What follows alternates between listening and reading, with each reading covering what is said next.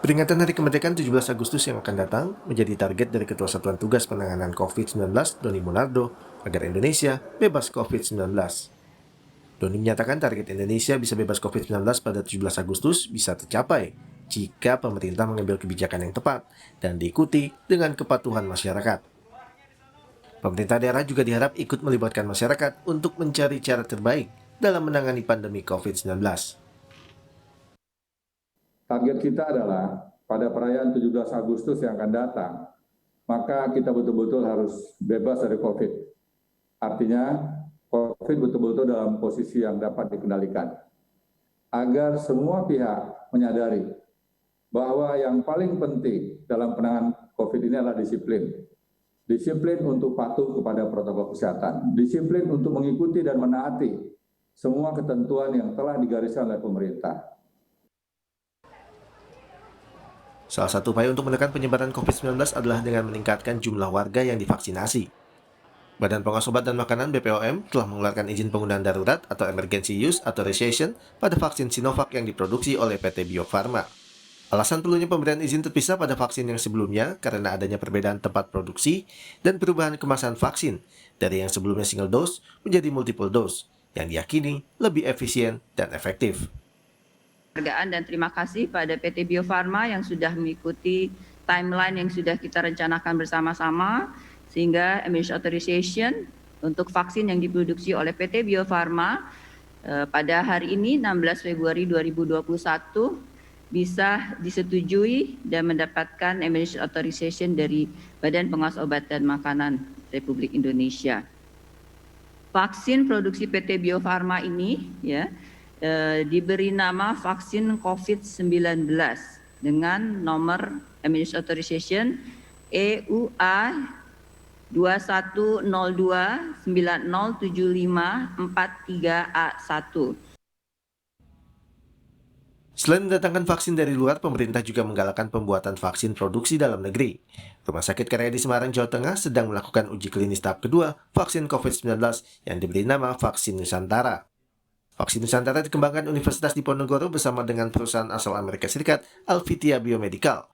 Vaksin ini menurut rencana juga bisa disuntikan kepada pasien dengan penyakit penyerta atau komorbid.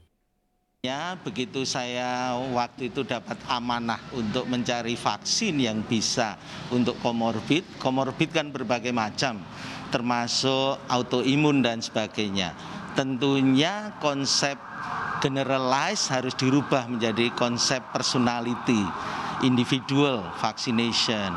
Jadi kita bersama-sama dengan teman-teman dari Alvitia Biomedical Corporation dari Amerika dan juga dengan Universitas Diponegoro dan Rumah Sakit Karya di Semarang ini bahu-membahu mewujudkan vaksin berbasis dendritic cell ini.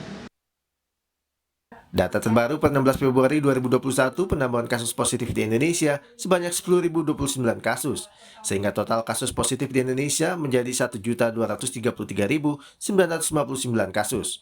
Sementara pasien sembuh bertambah 7.609, menjadikan total pasien sembuh dari COVID-19 mencapai 1.039.674 orang.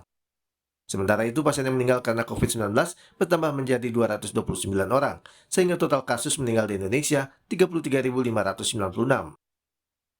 Benar memang terjadi penurunan rata-rata kasus positif dalam beberapa waktu terakhir, bahkan hingga di angka 6 ribuan kasus harian.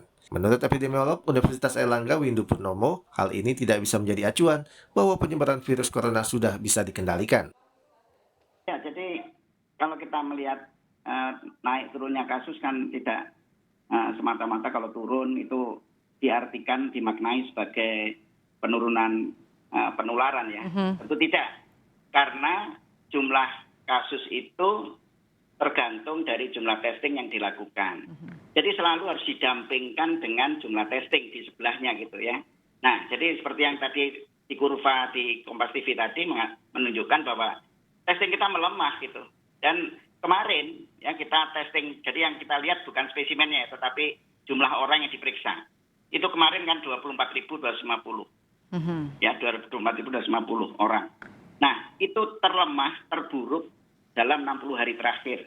Ya, jadi dalam 2 bulan ini yang terburuk ya justru kemarin itu, sehingga mendapatkan kasus hanya cuma 6.000 sekian saja, 6.000 berapa itu, 6.765 orang. Ya, jadi artinya bahwa kita mendapatkan itu karena memang melemahnya testing.